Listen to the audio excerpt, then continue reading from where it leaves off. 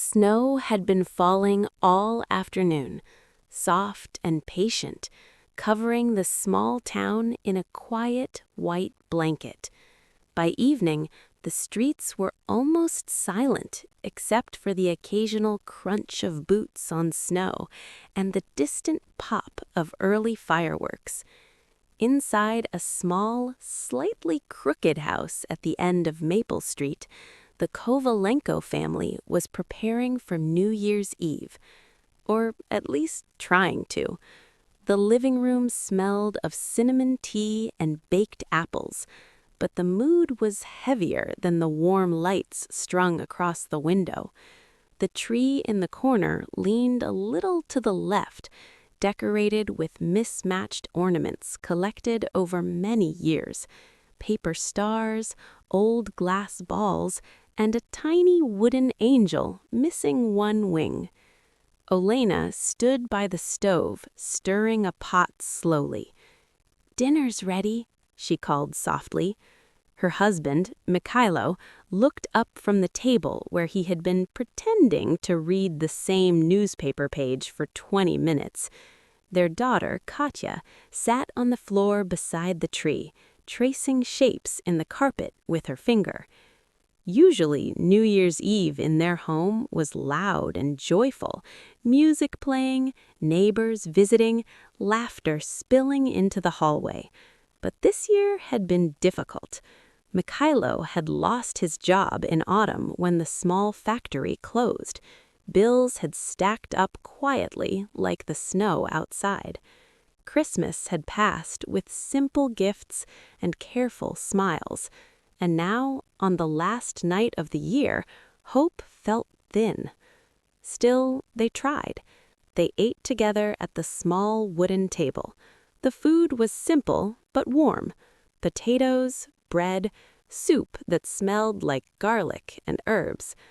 Katya glanced at the clock. 2 hours until midnight, she said.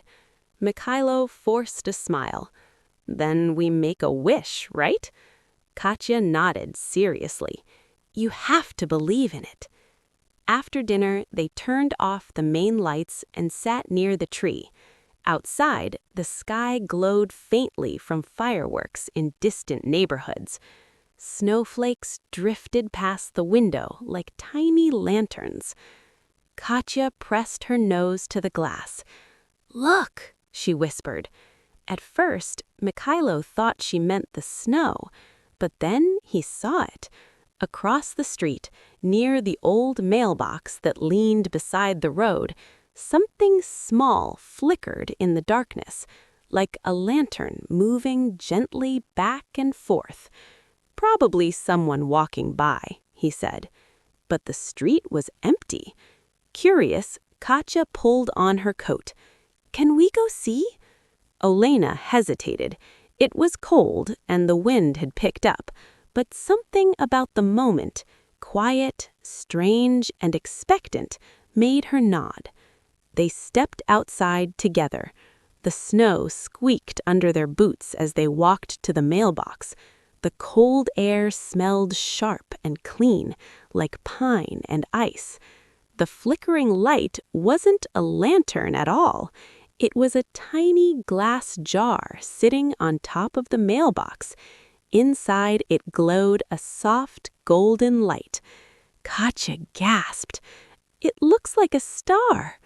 Mikhailo carefully lifted the jar. The glass was warm in his hands. Tied around the neck was a folded piece of paper. Olena opened it. Inside was a handwritten note. For whoever finds this tonight, every year on New Year's Eve, someone needs a little light. Take it home, make a wish, and pass the light forward when your luck returns. The 3 of them stood silently in the snowy street. Katya whispered, "Do you think it's magic?" Mikhailo chuckled softly, but the sound caught in his throat. "I don't know," he said, but the little light pulsed gently in the jar, warm and steady against the cold night. They carried it back inside and placed it beside the tree. The glow filled the room in a way that felt different from electric light, softer, almost alive. The golden reflection shimmered on the ornaments and in the window glass. For the first time that evening, they sat close together. As midnight approached, the distant fireworks grew louder. 10 minutes. 5. The jar's light flickered brighter. Katya closed her eyes. "What did you wish for?" Olena asked quietly. Katya smiled, but didn't answer. Outside, the town clock began to ring. Midnight. Fireworks burst across the sky, red, gold, silver, blooming like flowers over the rooftops. Inside the house, the tiny jar shone brilliantly for a moment, filling the room with warm golden light. And then, very gently, it dimmed, not disappearing, just settling into a quiet glow.